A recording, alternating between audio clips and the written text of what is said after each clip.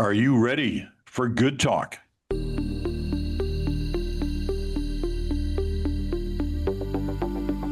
hello there, Peter Mansbridge here, along with Chantal Hebert and Bruce Anderson. Good to have you with us. Lots to talk about on Good Talk for this week.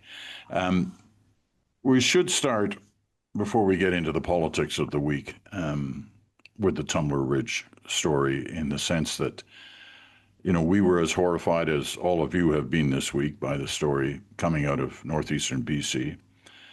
And we just want to know that we've been thinking about the people of Tumbler Ridge, those directly affected, and, well, I guess everybody in a small community like that is directly affected by what happened.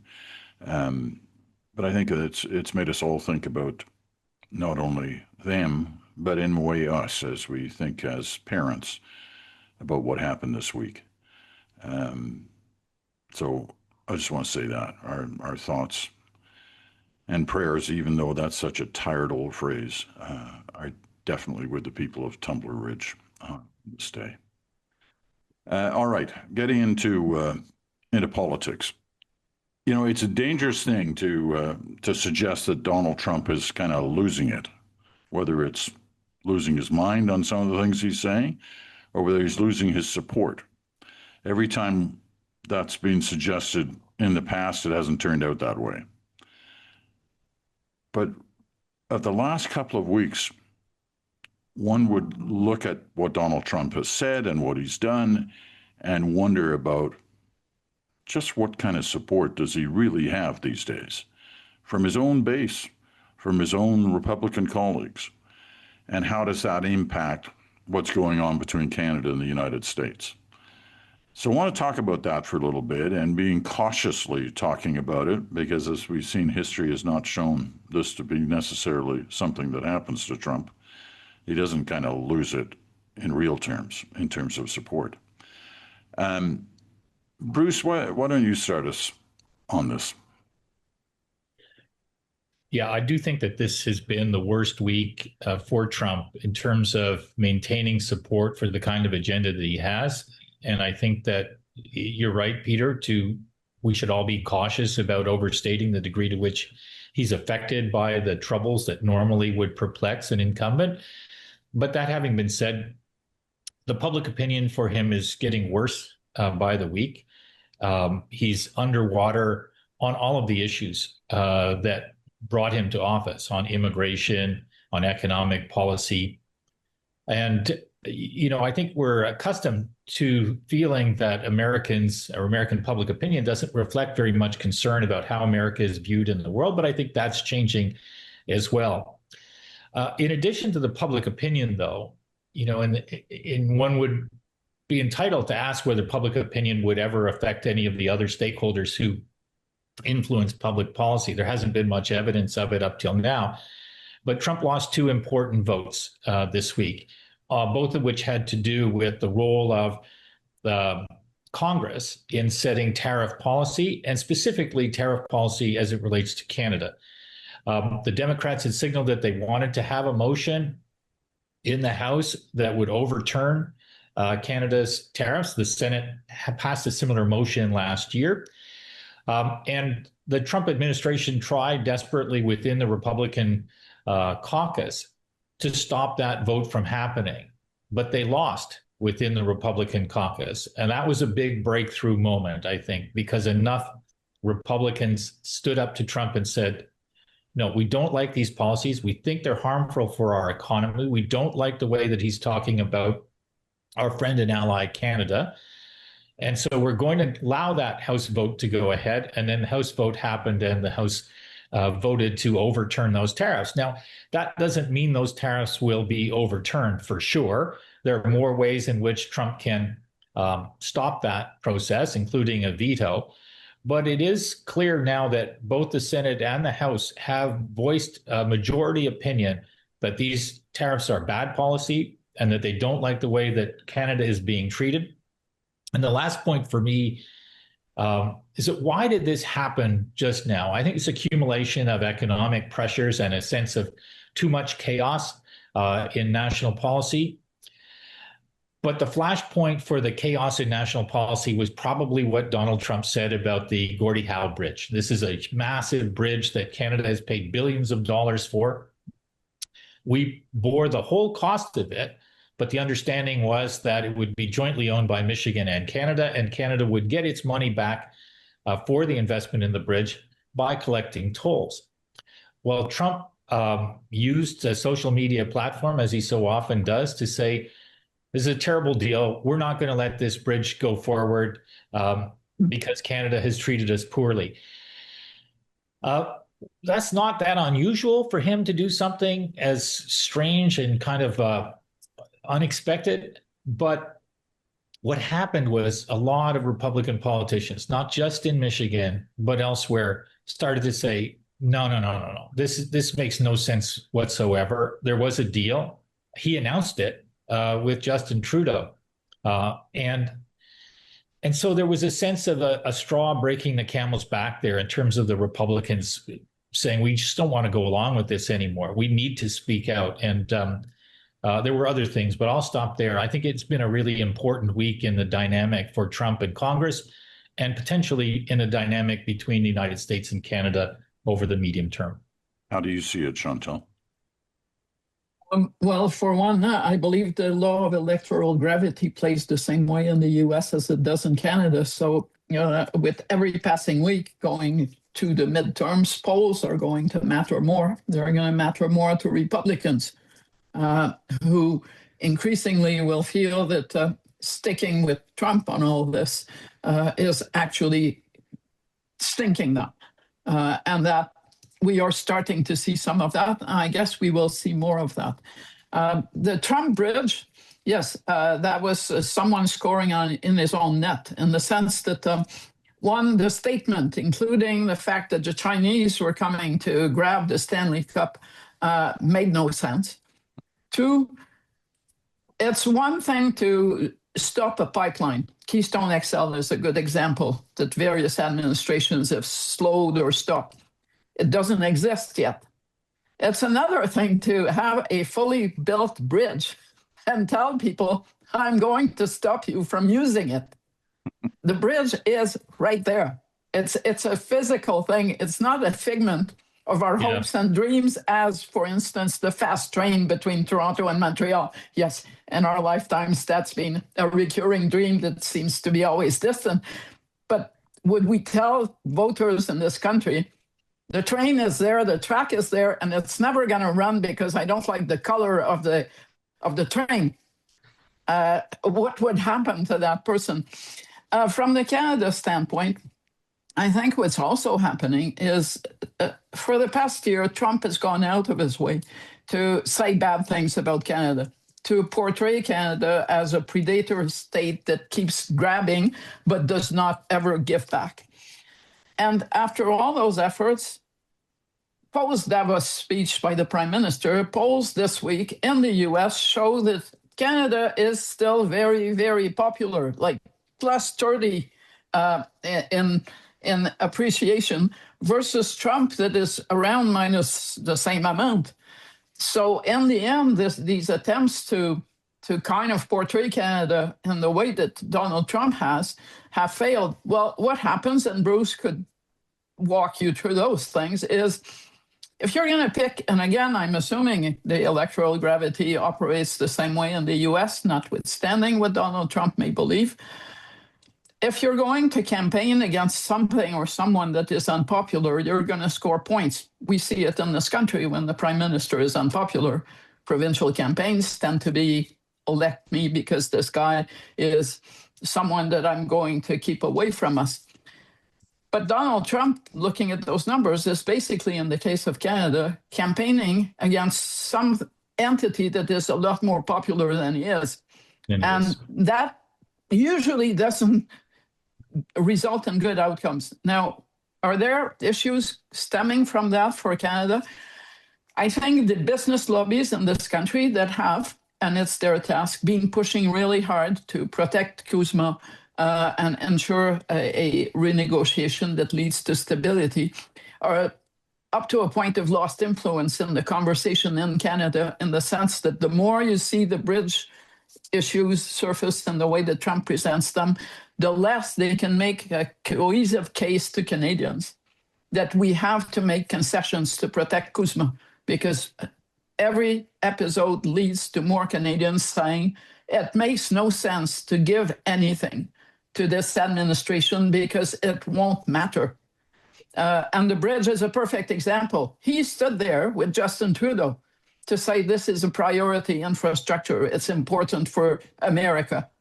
And here we are with 6, 7, 8 years later, with him saying, this bridge is some vanity project on the part of Canada that I'm not going to allow to open. You know, let me just say something here, first of all, because I know some viewers are watching this on YouTube and they're going, what the heck is going on? There's kind of a weird look to the show. Well, here's the upside on this. We're all out of our normal locations this week. I'm in Winnipeg. In spite of that picture in the background on the wall here, this is what they do in Winnipeg when it's cold in the middle of the winter. They put up a picture that looks like the Caribbean. It's supposed to make you feel warmer. Bruce is actually in that area of the world, so he's happy. It's sunny and warm where he is. Chantal's in Calgary. So the upside of all this is there's no central Canadian bias on the program today, as some of you accuse us of, because none of us are anywhere near central Canada. Anyway, so I just want you to understand that, and the internet connection to where Bruce isn't great, so that's why the picture's a little fuzzy, but it's stable, so we'll be happy about that. And my iPad keeps moving me. I swear I am not moving. Yeah, no, we noticed that. It sort of zooming in and out, and it's like you got your own film crew there, giving lots of different options on the shot. I'm thinking becoming a wax statue maybe would help, but I don't think I can do that. I'm back north in a couple of days, so my picture will get cleaner and I'll have a smaller smile on my face. But Peter, can I just jump in on a couple of things? Sure. I want to, you know what? Chantal said about there are some voices, not that many in the Canadian business community, who keep wanting to say things like just do no harm in the relationship with the United States, as though keeping our mouths shut and taking the beating from Trump is somehow a strategy that will work out for us.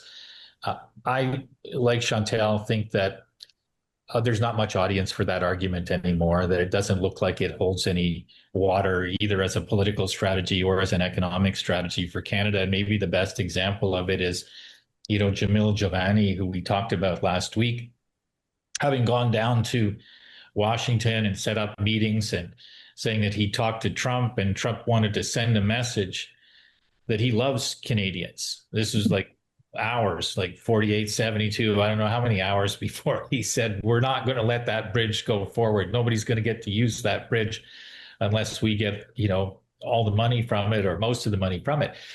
So the notion of America as a stable trading partner is really gone. And it's not just something that's being said in Canada. It's being said, I hear it echoed more and more around the world. I follow a lot of what world leaders are saying about America, and I think there has been a very big shift. And I think I think the Davos speech by Prime Minister Carney did help trigger that, but you just see more and more evidence of it. The kind of language that President Macron of France was using in the last couple of days, I don't think I ever expected to hear a leader of France talk about the United States in my lifetime in the way that he did. He felt perfectly comfortable saying we need to assume that America is not an ally insofar as our defense and security arrangements are concerned.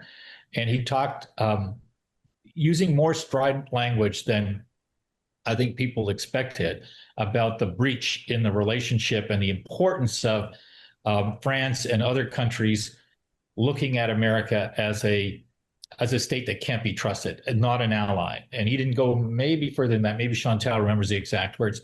And then the other thing that is occurring domestically, which we haven't talked about yet, and we maybe don't need to get into huge detail, but it's been a terrible week for the Trump administration on these Epstein files. Whatever they thought they were doing by withholding millions of pages of documents on the assumption that they put out the first million pretty heavily redacted, and the news cycle would turn pretty quickly towards something else. That did not happen. That's turned out to be a terrible strategy for them. And now there's 3 million more documents, there's videos, there's all kinds of things.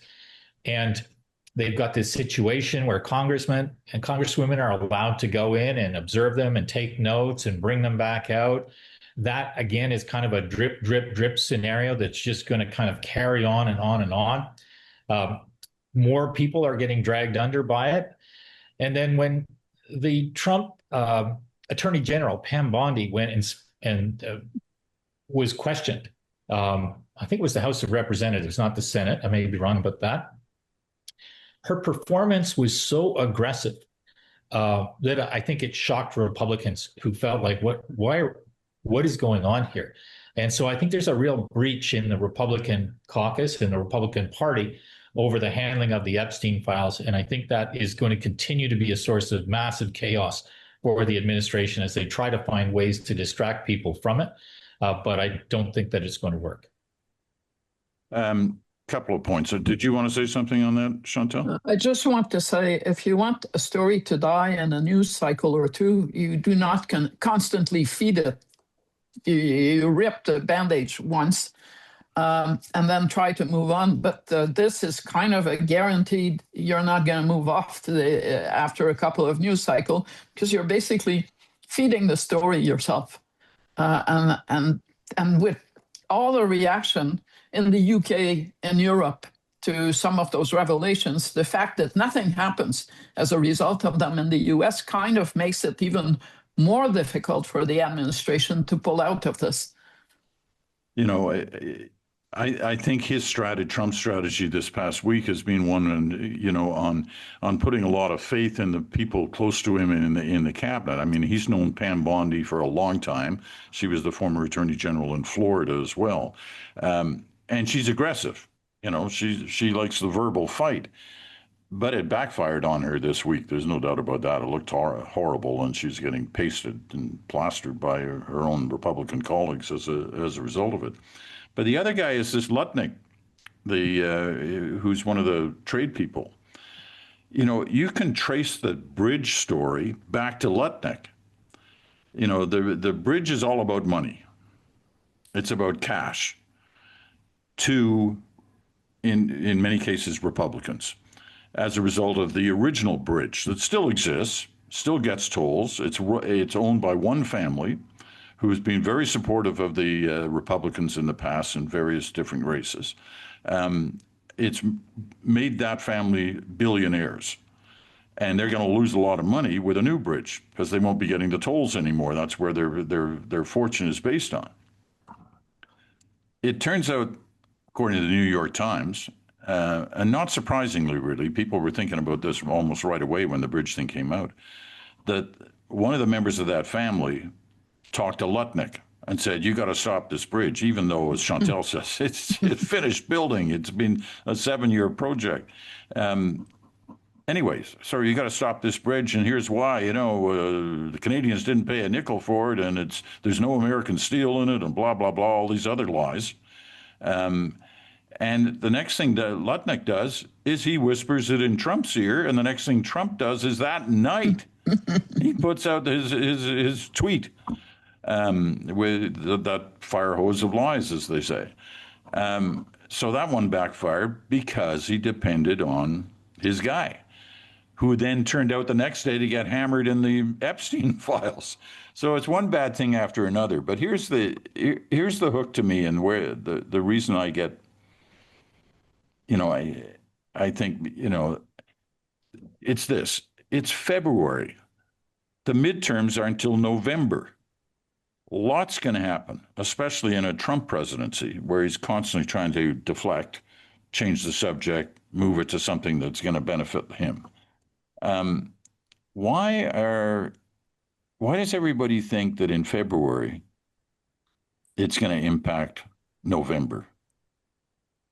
You want to take a run at that, Bruce? You're the one who looks at numbers and polls and the depth of feelings on people's attitudes.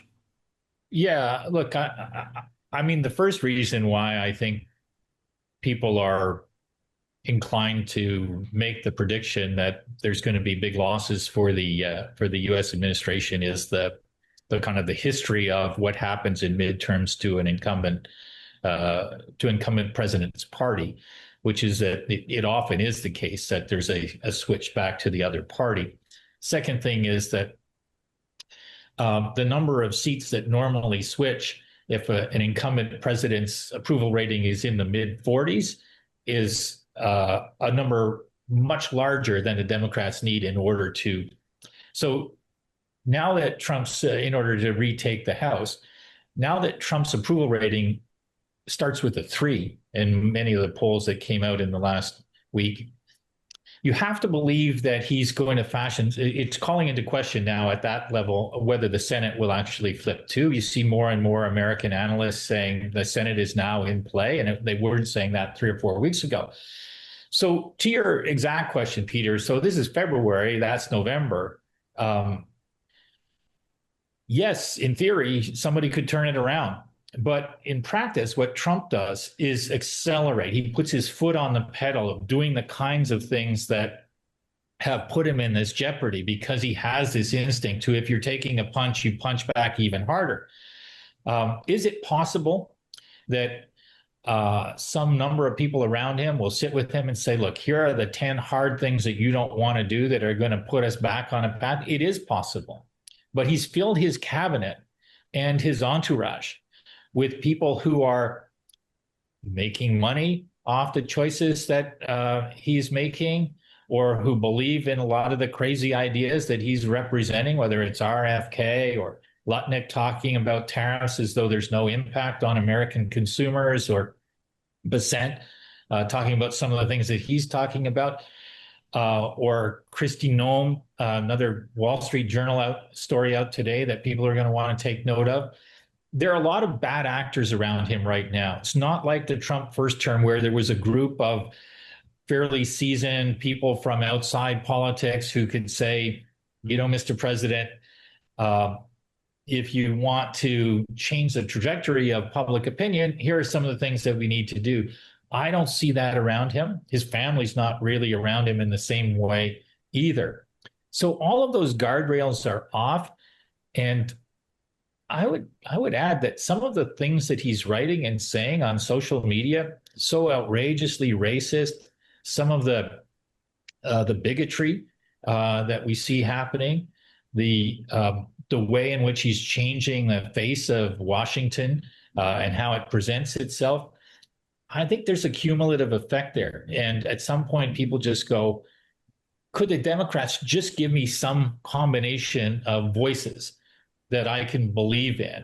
And what I see on that side is AOC and Sanders are still prominent, but their prominence isn't really about, we need to take the Democratic Party further to the left. It's we need to get these Republicans out of office. And I think that's a big difference. And then among the names of potential presidential candidates, which will start to come into more focus and prominence in the months to come, are names like Shapiro and Pritzker and Beshear and Ossoff. And then there are interesting candidates like James Tallarico in Texas. So that's a cadre of names and people who kind of sit more generally towards the center of the spectrum and are the kind of names that will make, I think, a lot of those swing voters go, I don't have to vote Republican this time. The Democrats did get a message from us, and it looks like a more centrist party. Move us back to how this is all impacting the situation with Canada, Chantal.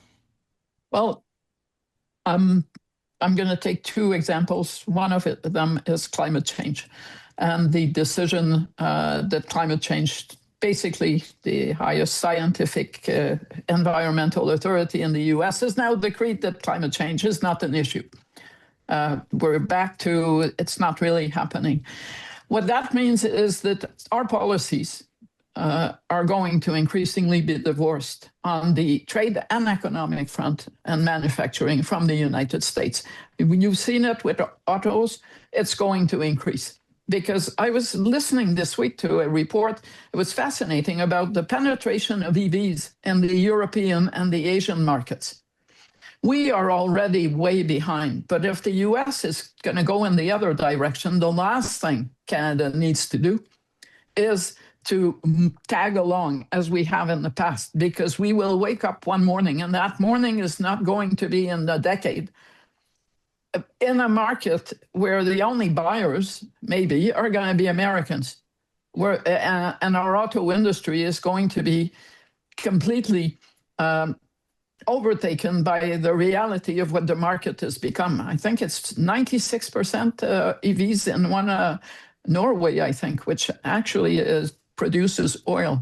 So when you look at numbers like that and what's happening in China, you think, okay, go, but let's not us go there. And increasingly, the rationale for that is going to be economically beneficial, as opposed to we are going to shoot ourselves in the foot because our main trading partner is no longer on the same page. But the other, and I find that very disquieting, is vaccines. Some of the decisions that were taken over the past few weeks, because we can talk about the politics as we just have, but things are happening in real time in the real world. Some of the decisions on vaccines, Moderna, I think, deciding it's no longer going to pursue the latest generation of vaccines, stand to leave us really vulnerable if there is another pandemic. Because basically the US is exporting itself out of this market. And as it does, let's not make ourselves believe that the Canadian scientific community can thrive in an environment where the US is missing in action. So basically, we are farming out, in a way, the next pandemic line of defense to China and to countries that are removed and may not really be into helping America, including Canada. So you look at those developments and you think, okay, so the midterms may change something. Everything that Bruce said will likely or possibly happen. But meanwhile, big blocks of foundations that matter to the future are being destroyed. And I don't see that stopping for the reasons that Bruce explained. So yes, there are consequences. And ultimately on issues like pandemic, and it will leave us more exposed to risk as Canadians than it would have 2 years ago. Okay, we got to take our first break here. You know, there's always an irony in some of the stuff Trump does. I mean, the climate change position, you know, that it's a con job, it's a fraud, and the decisions that the U.S. made this week. You know, he seems to forget the whole reason he can threaten Greenland and sending a force to, a naval force to the high Arctic to deal with Greenland if he was ever going to invade it or do whatever he's planning on doing, if anything, is because of climate change. The vessels he's got couldn't handle those waters, if unless climate change had happened and made certain areas ice-free and more areas to come. So, I just find the whole thing bizarre at times. Okay, let's take our break, our first break, and we'll be right back after this. When wild salmon return, coastal communities thrive. By transitioning away from Pacific Ocean-based salmon farms, we can rebuild salmon runs and restore the health of our waters, bringing back tourism, expanding local business, and generating thousands of good year-round jobs. And we can create opportunities with new industries, such as modernized land-based aquaculture. Let's secure a strong, sustainable coastal economy for generations. Wild First. Let opportunity flow. Visit wildfirst.ca. And welcome back. You're listening to Good Talk for this Friday. You're either listening on SiriusXM or on our podcast, any one of our platforms, or you're watching us on our YouTube version of Good Talk. Chantal Hebert, Bruce Anderson here. I'm Peter Mansbridge. Okay, topic 2, and everything's related in some fashion here. Topic 2, though, is the Alberta referendum, the possibilities of it, the question of Alberta secession, and the connection, if it is, between Alberta separatists and the White House. It kind of comes down to who to believe on this story, on same as many stories. Who to believe? Some Alberta separatists say they've been meeting at high levels with the U.S. administration. The U.S. administration says, oh, no, there's no high-level discussions going on here. But if you believe the Albertans who say they're involved in these discussions, it is pretty high-level stuff that they say they're talking about. Now, some people see this as treason, that this kind of stuff is going on. Other people say, what the heck? The U.S., this is foreign interference in a Canadian issue. Where are we on this? You're in Alberta, Chantal. What are you hearing? What's being said? Well, I am reminded that you can discuss high-level stuff with low-level staffers. And at the end of the day, everyone is telling the truth. I did note, as a subtext to some of the stories about these meetings, that the State Department, the officials who speak for the State Department, so kind of, if you call them up or send an email, will respond. Their line is, there have been no high-level talks. And I'm assuming that also means that the Canadian government, in some way, shape, or form, did get in touch with the State Department to say, hello, if this is real, you can't be playing this game, and that the message was heard. What is being said here? Oh, boy. What I've noticed since I got here is it's very much like Montreal and the maybe upcoming referendum on sovereignty. Everybody is talking about Trump, and very few people are talking about how it would be nice to secede tomorrow. It doesn't seem, people are concerned by all that they read, but I'm failing to feel, and I understand why, this nationalism fever of Albertans. And the reason why is that it's very much concentrated in the more rural areas of Alberta. So I'm not in the right place in Calgary to get a sense of that. The sound, the impression from people on the ground here is that there's a lot of BS, forgive my language, in this reporting by Alberta separatists that they're discussing an army for Alberta with the American government. That, frankly, doesn't sound like it's happening, and very few people believe it. So where that takes, that doesn't mean that there won't be a referendum on sovereignty, in the sense that if you look at the numbers, and there were interesting ones, I think from Angus Street this week, 57% of the people who say they back Premier Daniel Smith's party would consider or would vote yes. A minority are convinced they would vote yes to separation. But the 57% number tells you that Daniel Smith is in a bind, because more than half of the people who say, I'm a UCP voter, says I'm open to considering this, which makes it very hard for her to respond to calls for her to say, I'm for a united Canada and I will defend this tooth and nail. She has also facilitated the possibility of that referendum.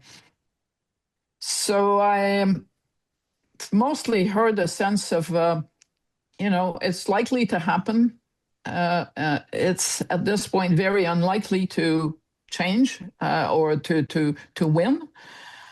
And there isn't all that much that Daniel Smith or Mark Carney can do to prevent it from happening, or even from, giving things that will result in a more positive result. And why I say that is because this notion that has been prevalent in Quebec for a long, long time is now prevalent in parts of Alberta, and it is the knife on the throat theory. If we vote yes and lose, we will still have managed to put more pressure on the federal government to get what I want. That's mostly based on a somewhat rosy view of where Quebec is at in federal-provincial relations. But that could make people want to vote yes to send a message. Some of the people who would like to vote yes to send a message might be deterred by the notion that the separation movement is playing footsie with Donald Trump and with ideas of joining the United States. So it's kind of a fluid conversation. You know, I've seen the stuff about the State Department officials sending a message back that, you know, we're not involved, we're not talking, there's no high level this, that, or the other. Uh, that's all well and good, except their own, you know, one of Trump's cabinet secretaries, the senior one, Bessent, the Treasury Secretary, he was encouraging Alberta separation just 2 weeks ago, and not quietly. So, you know, I mean, I don't know. He was giving Bruce. oxygen to it for sure. He was helping fuel the media coverage. He was legitimizing the attention of the media to this number of what I think it probably rightly described as relatively low level people at this point. Anyway, it's hard to know how much institutional force to associate with them. I think Chantal's right to say the situation is fluid.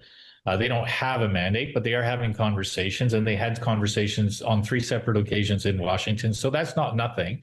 I do think that the way in which the American officials have discussed this more recently suggests that they don't want to get caught up more in this conversation now. And I think that's encouraging, and who knows what happened behind the scenes to connect the dots. But I doubt that we'll see another intervention by Bessent or someone of that stature that further adds oxygen to this, but I wouldn't bet on it. I would just say I would doubt it. I saw Chantal do a little. Well, I'm thinking, you know, skepticism about that. If the China's coming for the Stanley Cup, Fair so enough, you can't rule out any possibility. But I want to say a couple of other things. I think that, you know, a lot of the language that these individuals are using is about how Albertans want to be an independent country, or they should want to be an independent country. I don't know how that squares with, let's go down to the United States and talk about their currency. Let's talk about having a military together. Let's talk about having a financial dependency on them. The commingling of the idea of being independent from Canada, while at the same time driving into the arms of the Trump administration, you know, that isn't a 1 + 1 = 2. That's a 1 + 1 = less than 2, maybe less than 1, depending how it unfolds over time. In terms of how Canadian politicians should possibly react to this, I think it's it's one of those situations where if you read the public opinion carefully enough, you can see a difference between when people say, I like the idea of independence. Independence is a word that feels nicer than dependence, or even nicer than unity sometimes, in terms of how people kind of react to the political conversation that they've been exposed to. That isn't the same as saying, I want to choose independence when I think about what the upsides are and what the potential downsides are. Right now, I think we've got not enough politicians in the Alberta landscape saying, well, we need to think about what independence means, and not just from the standpoint of it would be breaking up Canada and isn't Canada better united. I think we've seen in the past that appeal to the idea of unity sounds like it's a little bit distant from what's really in it for you. And independence can sound like, here's what's in it for you. You can control all the revenues from the resources and you'll be better off financially. So I think that argument needs to be made in Alberta, largely by Albertans, talking about what the consequences of independence would be, so that the people who are championing the idea don't get away with just saying, wouldn't it feel great in your heart to feel that Alberta was more independent, or that you are more independent of other outside influences that compromise your economic well-being. That has yet to develop. And whether that's because you've got conservative politicians in the province and some at the federal level who just don't want to alienate that base that they have that likes Donald Trump, that's the most logical assumption to make right now, that they're kind of waiting to hope that it fades away and they won't have to do it, or somebody else will do it and they don't have to be the first. But that's the work that needs to be done here. I don't think it's as simple as saying, well, people shouldn't really think this, it's seditious or treasonous. I don't think that gets anybody anywhere, to be honest. I think you have to accept that people have thoughts and can make arguments, and it's part of a free speech in a democracy. But the counter argument does need to be made. There is, though, a rationale for allowing the current leaders of the separation movement in Alberta to have a lot of exposure. And I say that because I have not noticed that any of them was of Lucien Bouchard or Jacques Parizeau caliber. And up to a point, you maybe kind of want them to be Yes. all over the place, because if you're a voter and you look at this, imagine this at the equivalent in Quebec, you would ask yourself, do I really want to gamble my economic future on these people? Yeah. And what has not happened in Alberta is a leader of stature. There's no René Lévesque in the mix. There's no Lucien Bouchard. No. I had coffee with Jason Kenney, who has been very proactive on social media on both the Trump issue and on this separation issue. And he reminded me that over decades, this movement has only once managed to elect one person to the legislature, and that goes back to the early 80s. So we're not talking here about people who have had votes of confidence, even from their local voters, to suddenly emerge. And yes, Preston Manning is somewhere in the background, but I would argue that Preston Manning has had his time in the sun, but that he is a bit like Lucien Bouchard in Quebec, more of an elder statesman than someone who will lead a flock to anything. So I'm not sure I would want to get into the nitty-gritty of what it means until that petition has been signed by the adequate number required to require a referendum, and that won't happen until the early May at the earliest. So until then, you kind of want, you also do not want, I guess, from those conversations I had, and this is not something that the Quebec dynamics is completely different, but in the Alberta dynamics, you do not want to give the impression that the elites are all against the project of the grassroots, because the political culture here will backlash on you. And I think that also matters. That's a really good point. And we've witnessed that happen in this country before. We saw it with Meach. We saw it with Charlottetown. We've seen this movie before. Okay, we've got to take a final break. Back right after this. Across Canada, a new economy is taking shape. Built by Canadians everywhere. People like you. Building with Canadian-made materials. Delivering cleaner electricity. Powering breakthroughs in AI and clean tech.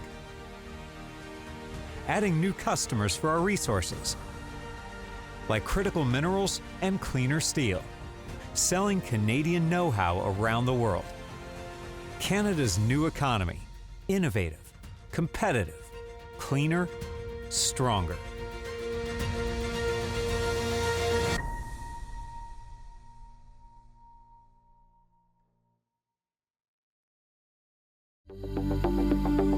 Welcome back.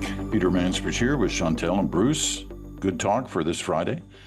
Chantal, you mentioned that you'd had a chat with Jason Kenney, the former Premier of Alberta, on this trip you were making to Alberta. Yesterday, here in Winnipeg, I had a chance for a few minutes with Wab Kinew.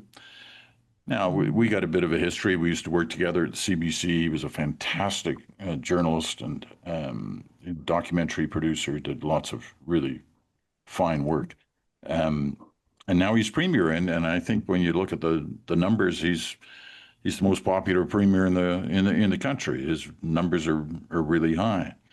But I said to him at one point in our chat yesterday, I said, how much of this stuff of you 10 premiers and the territorial leaders, how much of this stuff about how there's a common goal, you're united, everybody's getting along, because we all know there are differences for many of you, not just political differences, but differences in the way you want to see moving forward. I said, how much of this is real when we see the smiling handshake stuff?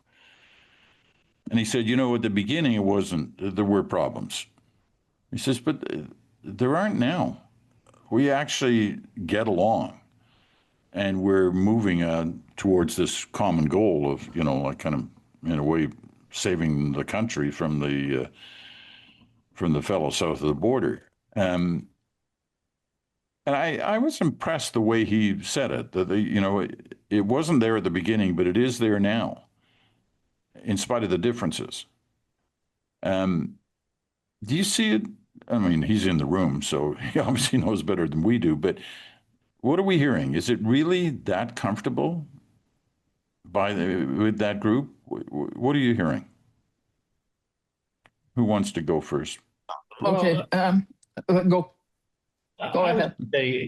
I think the evidence is often in the body language, in the outtakes after a meeting, and in the lack of sustained friction when something goes wrong, as it sometimes can. And we saw that in terms of the initial reaction that Premier Ford had to Prime Minister Carney's visit to China, an agreement to allow the import of, or to change the tariff structure so that 49,000 Chinese cars can come in.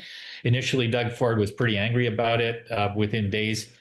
And this week, he was saying things about Mark Carney that, very few federal Liberal prime ministers get to hear from a provincial Conservative premier, and would have given heartburn to Pierre Poilievre.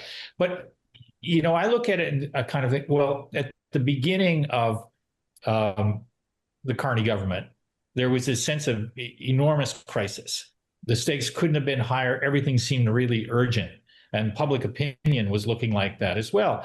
And so you could look at the dynamics between the prime minister and the provincial and territorial leaders and say, they're all going to look like they're getting along because they feel the public wants that to happen. That isn't what I see today. The crisis doesn't feel quite as high pressure for many Canadians. They've kind of grown a little bit accustomed to the conversation about tariffs extending over time. They've grown a little bit more accustomed to the chaos of Trump. Doesn't make them relaxed, but it doesn't make them say this needs to be solved right now. The number of people who say we should take the time necessary to get a good deal is 75% now, and it was about 25% if we go back about a year in time. And so that's changed. And so you could imagine that now there could be more friction, more natural friction, because premiers could imagine taking their grievances or their pet projects or their priorities to Ottawa and using that kind of strident language that we've seen so often in the past, and the federal government getting its back up and saying, well, we can't do this, we can't do that. Maybe we shouldn't meet that much. How many times have we seen that movie replay itself over time? But the relationship seems to be going in the opposite direction. And I think it has a lot to do with general alignment in terms of people are looking for investment in building the economy, investment in resilience, the economy. The one big question mark, I guess, was the intersection of Alberta and Saskatchewan to some degree. But I think the Prime Minister and those premiers have made an effort to see if they can bridge the differences that have historically separated Conservative Saskatchewan and Alberta and Liberal Ottawa. And at the least, they seem able to have conversations, even if they don't agree on everything. So I do think that what you were hearing is what I see in the way in which this is playing out. Well, you get the last word, Chantal.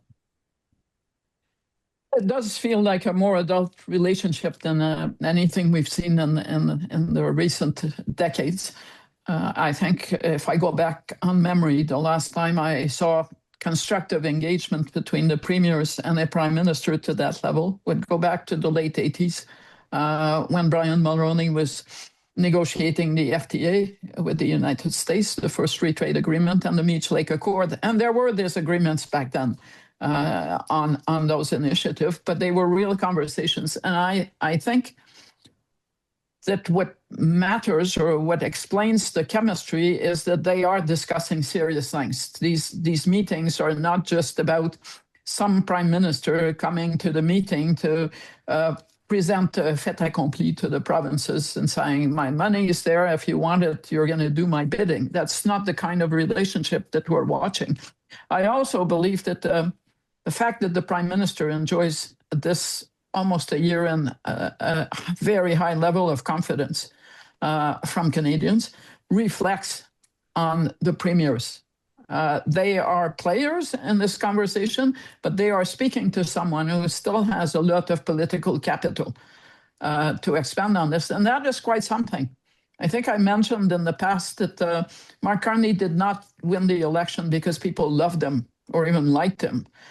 But a year in, they want him to be prime minister because they trust him, and that may be a more important quantity than affection or love at first sight. But I do think it impacts on the premiers. I also think that they know that this is serious business and that their voters expect them. What have we seen over the past few weeks? We saw Stephen Harper with Mark Carney and with Jean Chrétien.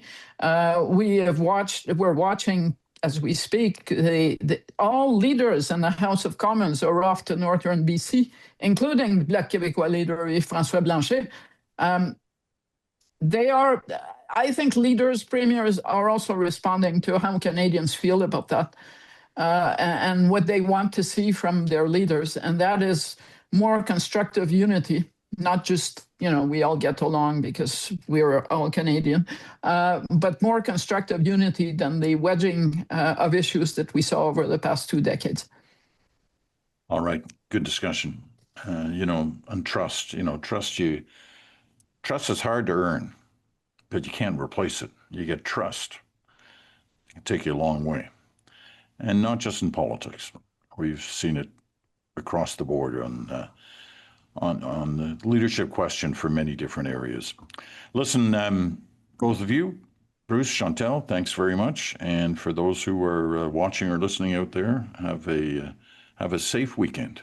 Take care. We'll talk next week. Thank you both. Bye. Have a good weekend.